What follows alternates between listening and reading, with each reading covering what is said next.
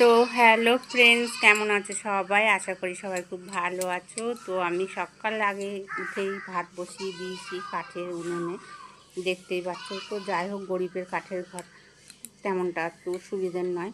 তো যাই হোক, তো আমি ভাত বসিয়ে দিয়েছি এদিকে, আর এদিকে দেখো চলে এসেছি পটল ভাজা অলরেডি হয়ে গেছে। এখানে আলু ভাজাটা হচ্ছে। আজকে যেহেতু নিরামিষ, আজ থেকে আমাদের পুরো নিরামিষ শুরু, কেননা আজ সোমবার আমি নিরামিষ খাই, তার জন্য পটল ভাজা আলু ভাজা হয়েছে, আর এদিকে সোয়াবিনের আলুটা ভাজা ভাজা করছি, সোয়াবিন ভাজা। ঠিক আছে, তো আজকের মেনুটাই এই যাচ্ছে, পটল ভাজা আলু ভাজা সোয়াবিন। তো জাস্ট অসাধারণ গরম, সুন্দর গরম, কি বলবো, একদম খুব মিষ্টি মিষ্টি গরম। সেই গরমে তো খুব ভালো লাগছে আমার, দারুণ লাগছে, দেখেছো কি সুন্দর। একদম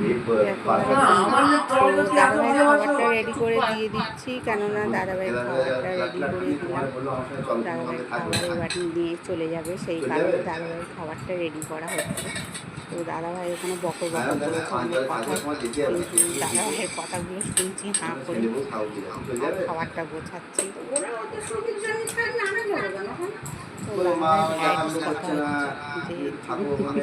আমি হা করে যাই হোক, খাবার পুরো রেডি।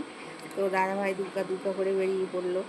তো আমার সকালের রান্নাবান্না কাজকর্ম তো হলো, এবার দাদাভাই চলে যাচ্ছে। তো আমাদের আজকে আকাশটা দেখো, মেঘলা ছন্ন আকাশ, হালকা বাতাস তাও নেই, দারুণ গরমটা। তো যাই হোক, দাদাভাই বেরিয়ে পড়লো, টাটা।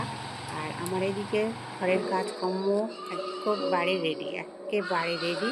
তো আমার ছাগল ছানাদের খাবারগুলো দিচ্ছি, কেননা সবজির খোসা সেইগুলো। তো আমার পুকুরকে পাওয়া যাচ্ছে না, পুকুর কোথায় গেছে জানি না খেতে, সেই জন্য আমার হাঁক দিতে হচ্ছে, পুকু আয় আয়। আর পুকুর খোঁজ নেই,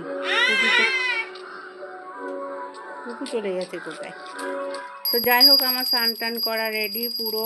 তো আমি এখন দিচ্ছি ঠাকুরকে, আমার গোপাল সোনাকে, আমার গোপাল সোনা স্নান টান করে একবার ফুলের সজ্জায় সজ্জিত করে, তো আমার গোপাল সোনাকে বসিয়ে দিয়েছি। তো আমার গোপাল সোনার বিছানাটা দেখেছো কত সুন্দর, তোমাকে দেখাতে পারছি না সেইভাবে, ঠিক আছে নেক্সট দিন দেখাবো সুন্দর করে। তো আমার ঠাকুরকে দেয়া হয়ে গেছে জল মিষ্টি, আর বাবা ভোলেনাথ বসে আছে চাঁপা ফুলের মধ্যে।